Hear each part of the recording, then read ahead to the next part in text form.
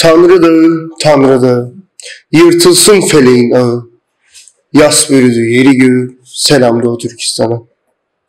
Delerse kan deler yeri, bu kan ki kündeler yeri. Öfkemiz sendeler yeri, selam Doğu Türkistan'a.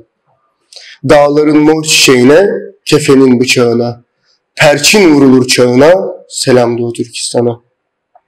Çevrelendi her yanımız, hakka bağlandı canımız, cihanda tekti önümüz, selam Doğu Türkistan'a.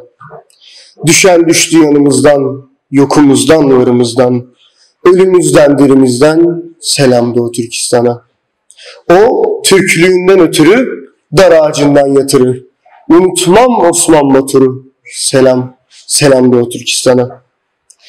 Çin'den, türer tükenir içinden, Bilge Kağan'ın öçünden, selam Doğu Türkistan'a. Halsiz, takatsiz Çin'deyim, bir acının içindeyim, baş kaldır baş ucundayım, selam Doğu Türkistan'a. 40 yiğit at sürer beyden, batan günden, doğan aydan, Türkiye'den, kandaşlarından, selam olsun Doğu Türkistan'a. Doğu Türkistanlı kardeşlerimizin hazırladığı Ailemiz Nerede isimli programımızın bilgilendirme konferansına hepiniz hoş geldiniz. Sözü Doğu Türkistan'da ve kamplarda yapılan zulmü, soykırımı, yaşananları anlatmak üzere Sayın Medine Nazimi ve Mirza Ahmet İlyasoğlu'na bırakıyorum. Herkese merhabalar, hepinize iyi günler diliyorum. Ben Medine Nazimi, Uygur Türk'ü Türkiye Cumhuriyeti vatandaşıyım. Benim kız kardeşim 2006 senesinde Türkiye'ye eğitim amaçlı gelmişti ve İstanbul Üniversitesi İşletme Bölümünden mezun oldu. Aynı zamanda bir Türkiye Cumhuriyeti vatandaşıydı. Memlekette hasta olan anneme bakmak için gidip oradan bir daha da dönemedi. Çünkü Çin'in karanlık toplama kamplarına alınmış. Şu ana kadar kendisinden haber alamıyorum. Sağlığı nasıl, hangi durumda bilmiyorum. Ve ona ulaşmak için 1,5 senedir mücadele ediyorum. Ve şu anda benim gibi aile üyelerini kaybeden arkadaşlar bir araya geldik. Sesimizi duyurmak için elimizden gelen çabaları gösteriyoruz. İlk önce sokaklarda orada olan zulümler yazılan pankartlarla faaliyet göstermeye başladık. Sonra Pekin Büyükelçiliğimizin bize yazdığı maile dayanarak, yani orada şöyle yazıyordu: sizin akrabalarınız hala Çin vatandaşı olduğu için Çin'in temsilcilerine başvurmanız gerekiyor diye mail geldiğinden dolayı biz Çin'in İstanbul Başkonsolosluğu'na dilekçe yazdık kardeşlerimizden, aile üyelerimizden haber alabilmek için. Maalesef Çin hükümeti bizim dilekçelerimizi kabul etmedi ve sonra biz onlar cevap verene kadar orada bekleyeceğimizi söyledik ve onu hala 7,5 aydır İstanbul Çin Konsolosluğu'nun önünde devam ediyoruz. Çünkü bizim aile üyelerimiz orada özgürlüğünden, hayatından olurken biz elimiz kolumuz bağlı, ben ne yapabilirim ki diye oturamayız. Çünkü bu bizim vicdanımıza yatmaz. Biz insan olduğumuzdan dolayı onların da insan gibi yaşaması için, onlarla istediğimiz zaman iletişim kurabilmemiz için, istediğimiz zaman onlarla yüz yüze görüşebilmek için mücadele etmek zorundayız. Biz Doğu Türkistanlılar şu an 21. yüzyılda insanların dinleyip bir de inanamayacağı kadar ağır şeyler yaşıyoruz. Çünkü biz anlattığımızda insanların ağzı açık kalıyor. Ama maalesef biz bunları yaşıyoruz. Bizim yüreğimiz yanıyor. Biz bireysel olarak arkadaşlarla bir araya geldik. Aile üyelerimiz ve milletimizin başına gelen bu soykırımı anlatmak için yola çıktık. Daha şu anda Doğu Türkistan için Anadolu seferi düzenledik. İlk durağımız Bursa'ydı. Buradaki vatandaşlarımızın, belediye başkanlarımızın destekleri için hepsine teşekkür ediyoruz. Ayrıca önümüzdeki pazartesi günü, salı, çarşamba günleri Konya'da olacağız. Konya'daki tüm kardeşlerimizin de bize destek olmasını canı gönülden umut ediyorum. Hepinize teşekkürler.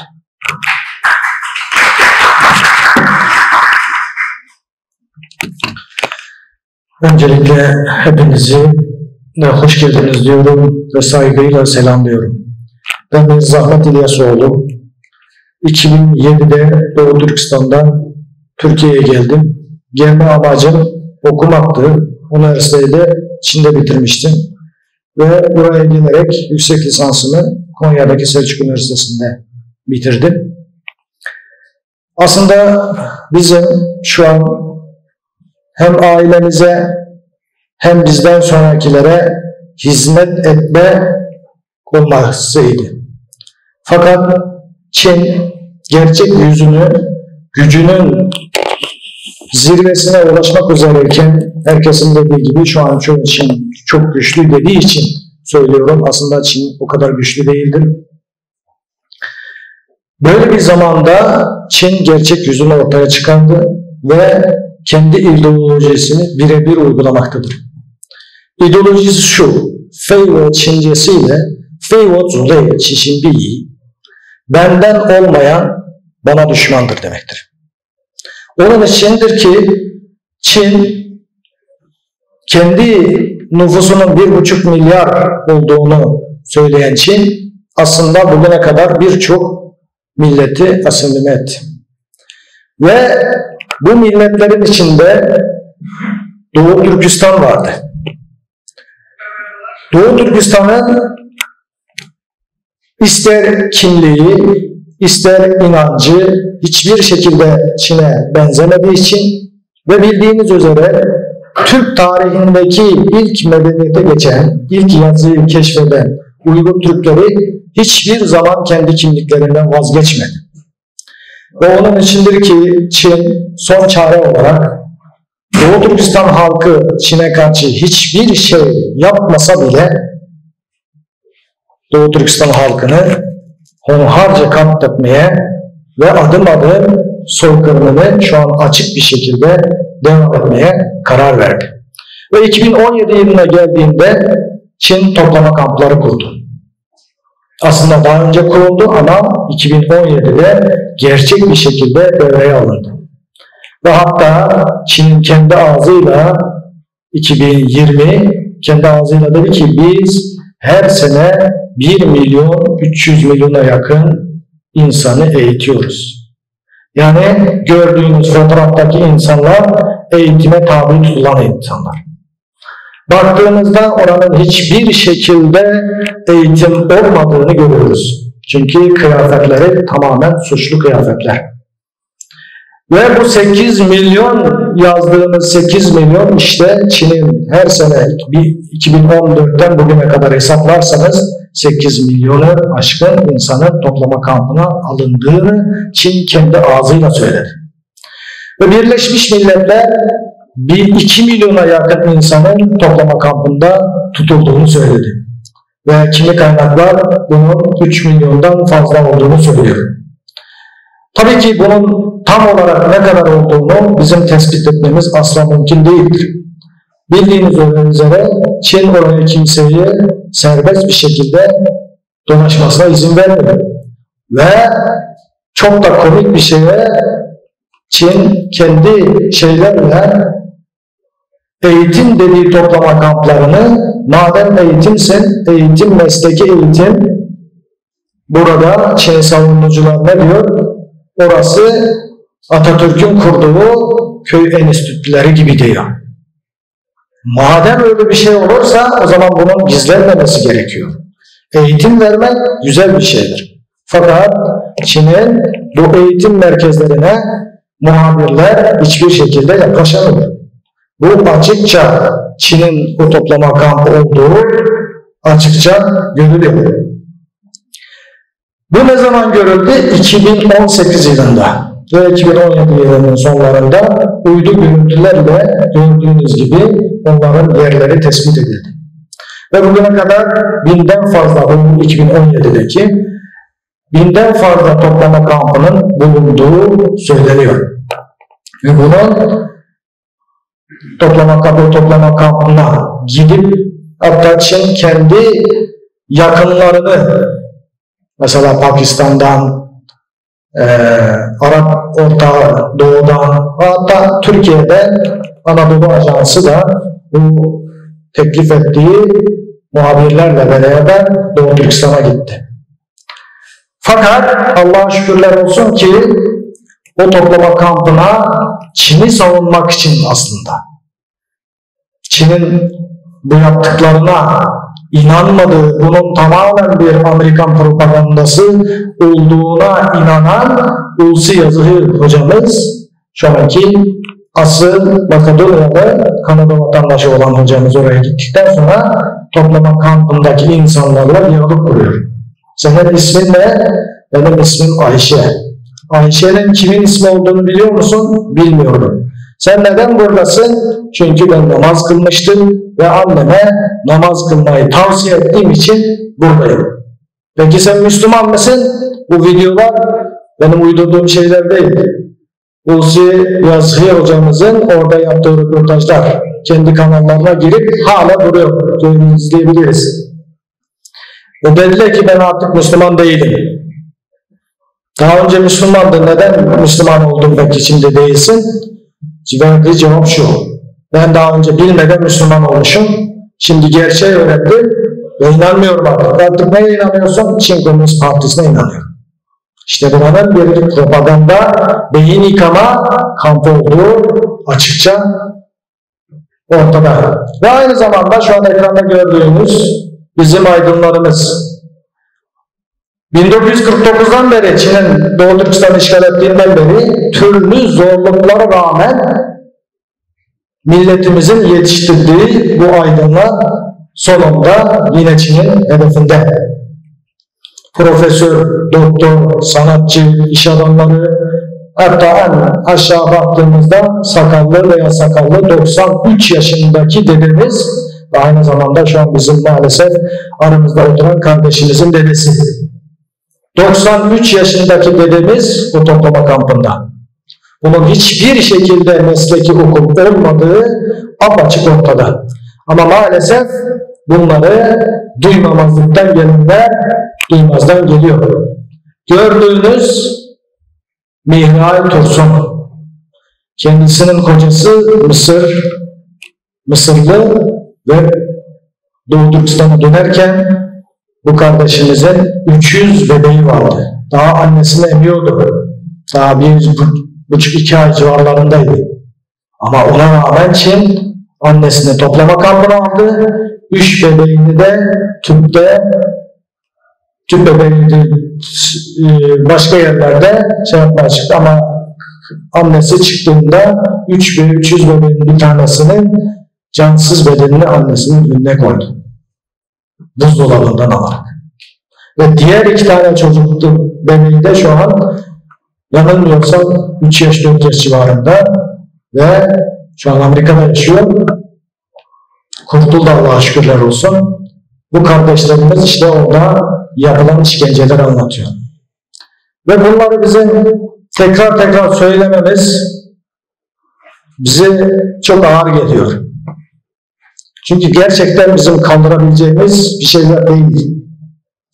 Hele ben bir erkek, bir kadınlarımıza sahip çıkmak varken bunları başkasına anlatmak bize gerçekten ağır geliyor.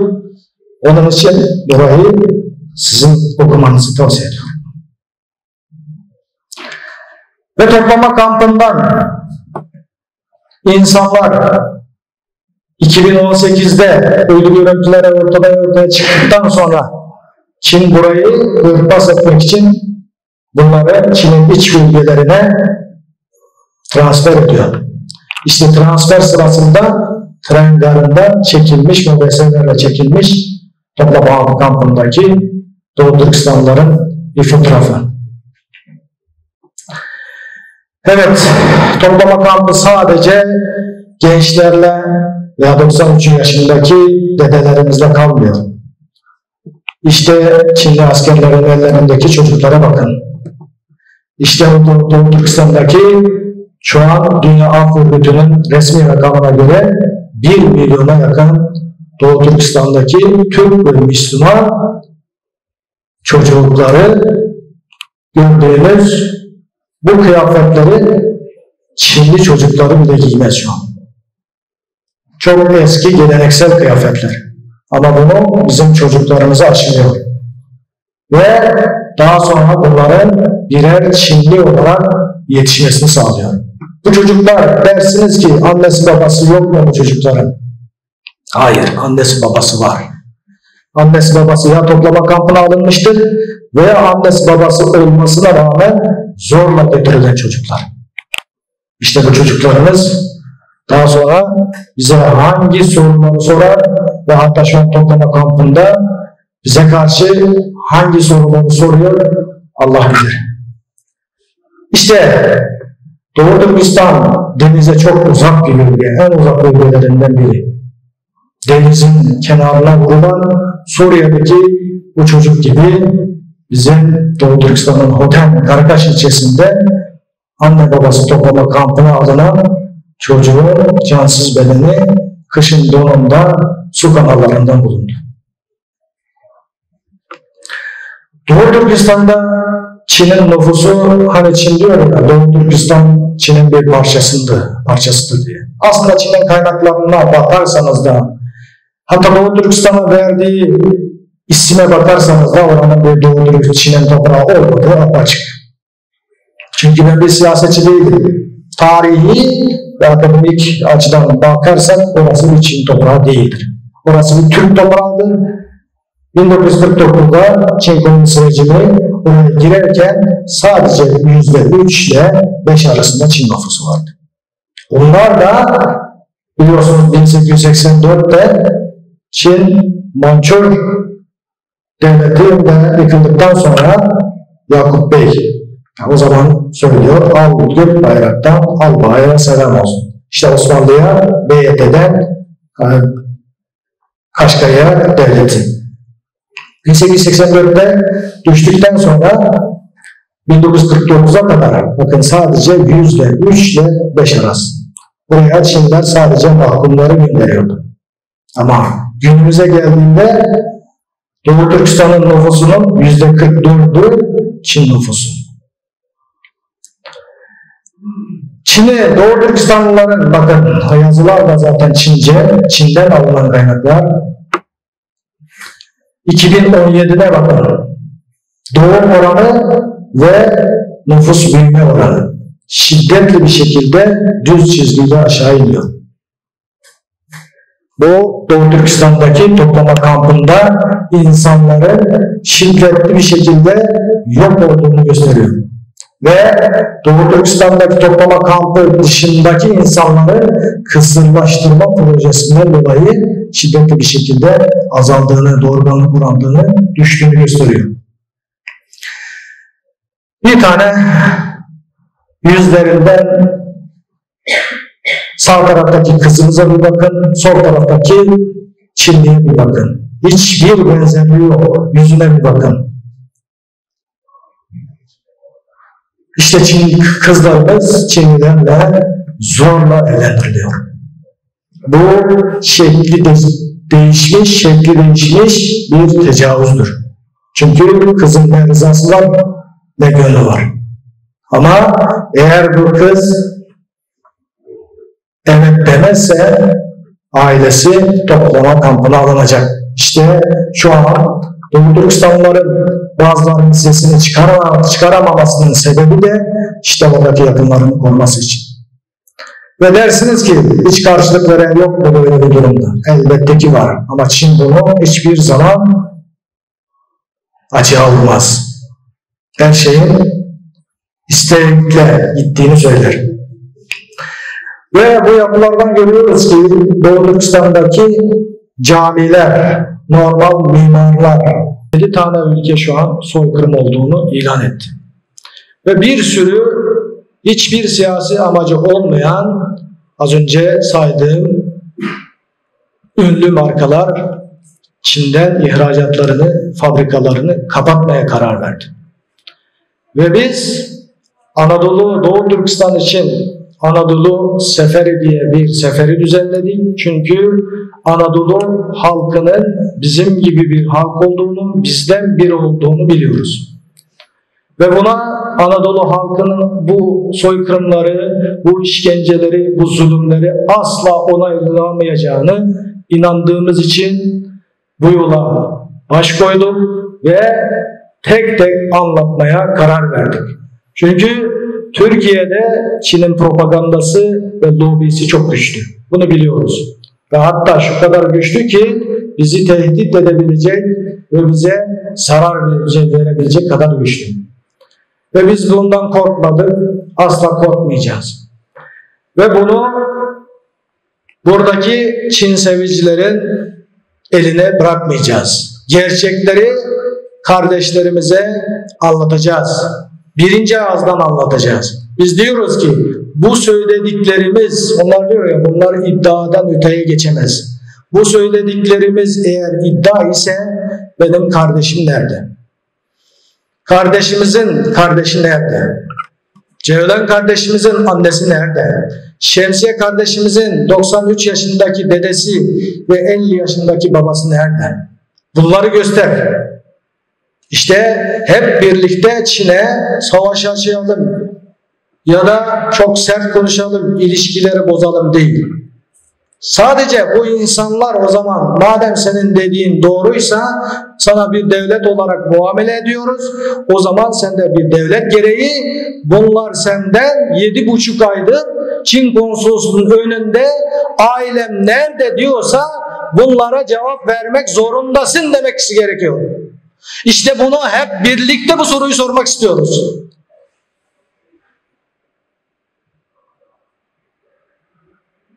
Sadece 3-5 Doğu Türkistanlı'nın orada bu hesabı değil.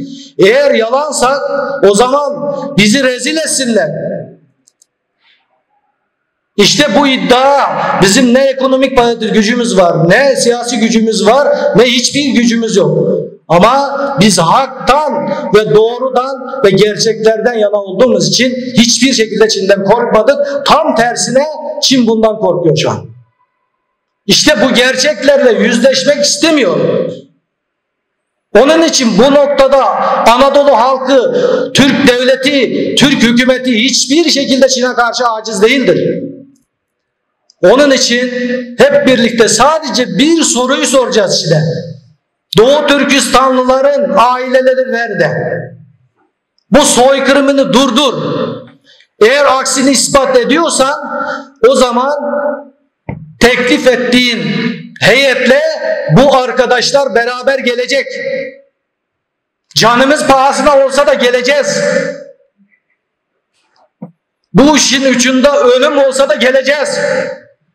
Bir kadın hanım kardeşimizin namusunu omuzlarımıza atıp bunu gezeceğimize Çin'den bunun hesabını sormak için bunun ucunda ölüm olsa bile geleceğiz.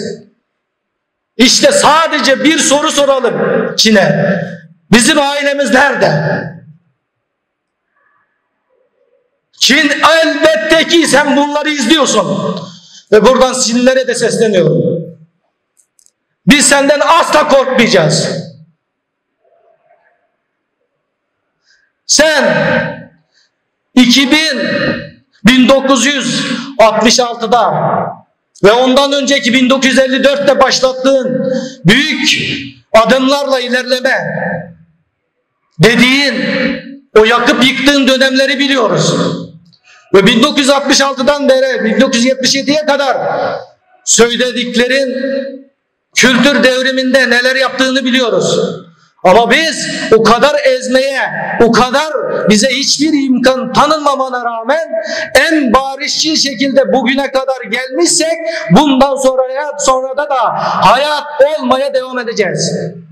Sen asla ve asla bizden bu değerlerimizi çalamazsın.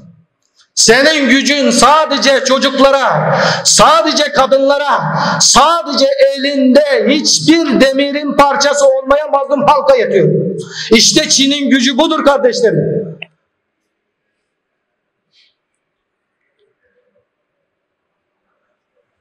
Onun için Çin bize muhtaçtır, biz Çin'e muhtaç değiliz.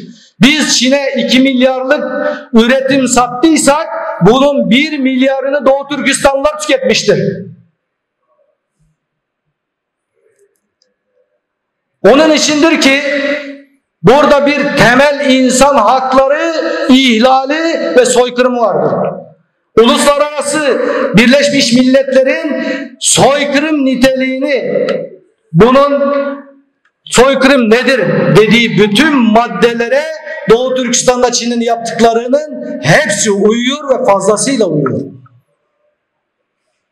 Biz sadece bir soru soralım. Bu insanlar nerede? Önce buna cevap versin. Onun için beni sabırla dinlediğiniz için teşekkür ederim. Size güveniyoruz. Biz hep bir oldukça hiçbir zaman insanlık buna asla hayır diyemez. Çünkü demiyor da. Ne yapabiliriz dediğimize geldiğimizde yapmak çok basit. Herkesin eline şunu talep ediyorum ben. Çok basit bir şey. Etrafınızdaki herkes eline 4 A4 kağıda zalim Çin Uygur soykırımını durdur. Fotoğrafını çekin ve sosyal medyaya yayın. Veya 2 dakikalık bir şey söyleyin. Ondan sonra işinize konulup işinizi yapın. Ve hiçbir şekilde Allah bizim elimizden gelmediği bir şey teklif etmez. Onun için biz sadece elimizden geleni yaparız ve bu Çin bu kadar zulüm yapıyorsa tam da bizim sessizliğimizden yapıyor. Zulüme sessiz kalan dilsiz şeytandır ve zulüme ortaktır diyoruz. Onun için zulüme ortak olmamak için daha sonraki az önce gösterdiğim şu çocuklarımıza mahcup olmamamız için Çin'in bu zulmüne dur dememiz gerekiyor. Hepinizi saygıyla selamlıyorum. Allah'a emanet olun.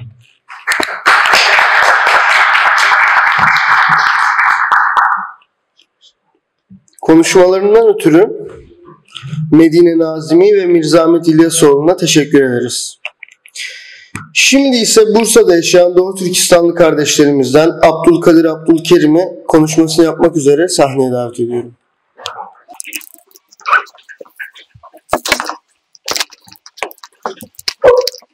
Öncelikle hepinize hoş geldiniz diyorum. Benim de babam 2016 Haziran'dan beri Çin zindanlarında. En son konuştuğumuz sözleri şu olmuştu. Bu arada havalar çok sıcak olmaya başladı. Sen dayanamazsın, orada kal demişti. Yani Türkiye'de kal demişti.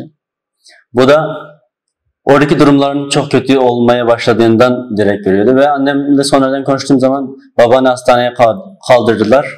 Benim de hastalanmamı istemiyorsan beni arama. Ben seni aramadan dedim. Yani bir anne kendi çocuğuna beni arama denebilecek bir durumda. Ve bunu zorla kendisi istemese de söylemek zorunda. Ve ben annemle 2016 Ağustos ayından beri görüşemiyorum. Sesini dahi duyamıyorum. Ben de aynı şekilde diyorum ki ailemiz nerede? Geldikleri için Mezahmet abi başta olmak üzere, Medine abimiz başta olmak üzere bütün Doğu Türkistan davası için adım atan, koşturan bütün abilerime, ablalarıma, kardeşlerime şükranlarımı iletiyorum. Burada biz sadece birkaç kişi değiliz. Biz burada 35 milyon kişinin sesini duyurmaya çalışıyoruz. Biz burada sizlerin toprağınızda olan Doğu Türkistan'ın, Uygur devletinin kurulduğu Uygurların, Karhanlı devletinin başkenti olan Kaşgar'ın, Mahmut Kaşgar'ın yetiştiği, Yusuf Has Hacip'in yetiştiği ve Türk dilinin Arapların Arapçadan daha üstün bir dil olduğunu savunan Mahmut Kaşgar'ın memleketinden sesleniyoruz aslında. Ve size şunu söylüyoruz ki bizi yardım edin. Bizi bizimle bırakmayın. Bu savaş elbet bitecek. Ali İzzet Beykoç'un dediği gibi savaş elbet bitecek. Bizim hatırlayacağımız düşmanların değil, kardeşlerimizin sessizliği. Ve kuş misali, Hz. İbrahim ateşe atılırken bir kuş nehirden ağzında su götürür ateşe. Diğer kuşlar onu sorar. Neden böyle su götürüyorsun? Senin suyunla bu ateş söner mi? O diyor ki sepimi belli etmek istiyorum. Sizden de sepinizi belli etmenizi, sizden de bizim yanımızda olmanızı istiyorum ve diliyorum. Bir Doğu Türkistanlı olarak bunları kaldırmak gerçekten çok zor. Çok zorlanıyoruz. Hele bunu anlatmak her gün böyle şeyleri tekrar tekrar anlattığımızda, konuştuğumuzda içimiz parçalanıyor ama bunu hissettirmemeye çalışıyoruz. Kendimizi güçlü tutmaya çalışıyoruz. Ama ne kadar başarılı olabiliyoruz? O da ayrı bir konu. Ve tekrar geldiğiniz için hepinize teşekkür ederim. Bu organizeye yardımcı olduğu için Mustafa Dündar Başkanımız başta olmak üzere Orhan Moğlu Salih abimiz, Cem Kürşat Esenoğlu abimiz ve Bursa'daki Veysel Aşkan abimiz, bütün abilerimize, ablalarımıza gönülden şükranlarımı iletiyorum. Doğu Türkistan konusunda gerçekten duymazlıktan, görmezlikten gelen bütün insanların vicdanını sesleniyorum. Eğer Müslüman arıyorsa İslam dünyası, Doğu Türkistan'dakiler Müslümandır. Eğer Türk arıyorsa Türk dünyası, eğer bir Türk'ün Turan hedefi varsa, bir Kızıl Elması varsa, bir Kürşat'ın destanını dinlediyse eğer, sesleniyorum.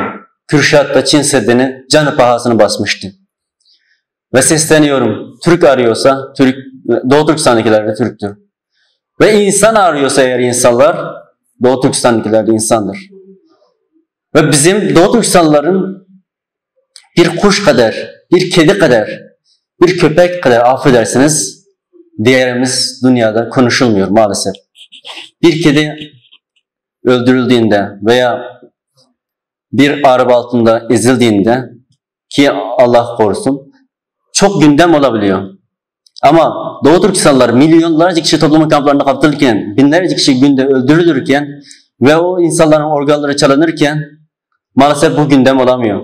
Maalesef çoğu medya bizi yalancı olarak göstermeye çalışıyor. Özellikle bunun başında Aydınlık Gazetesi olmak üzere. Bunlar bizi yalancı diye tanımlıyorlar ve bizim yalancı olduğumuzu iddia ediyorlar. Aslında biz yalancı olmak istiyoruz. Ben babamın hapiste olmamasını istiyorum. Ben annemin, kardeşlerimin iyi durumda olmasını istiyorum. Ben yalancı olmak için razıyım. Yalancı olmayı tercih ederim. Eğer benim dediklerim yalansa ailem nerede? Geldikleriniz için sizlere çok teşekkür ederim. Doğu Türkistan davasını verdiğiniz desteklerinizden ötürü hepinize ayrı ayrı teşekkür ederim. Ailem nerede programına emeği geçen büyük küçük bütün kardeşlerimin ve buradaki müzedeki personellere gönülden teşekkürlerimi iletiyorum. Çok destek oldular. Ve sizlerin de Doğu Türkistan davasını sahiplenmenizi, yakınlarınıza, büyükler, çocuklarınıza anlatmanızı özellikle rica ediyorum. Çünkü ben geçen bir abiyle tanıştım. Diyor ki ben diyor babamla beraber İsa Yusuf Alptekin'in konferansına gitmiştim. 8 yaşındaydım. Ve o zamandan beri Doğu Türkistan davasına gönül verdim diyor. Yani 8 yaşında bir çocuk bir konferansa gitmiş ve ondan sonra Doğu Türkistan'ın ne olduğunu, Uygurların ne olduğunu bilmiş ve benimsemiş. Sizlere çok büyük görevler düşüyor. En azından duyurabildiğiniz insanlara sesinizin ulaştığı kadar bizlere destek olmanızı rica ediyorum, istiyorum. Çok teşekkür ederim. Saygılarımla. Onun için bu konuda da hukuku işlemleri başlayan da var. Mesela İngiltere'de Uygur'un bağımsız mahkemesi kurulduktan sonra acayip Çin hiç yerinde oturamadı. İnsanlar orada sadece siyasi bir şey değil o.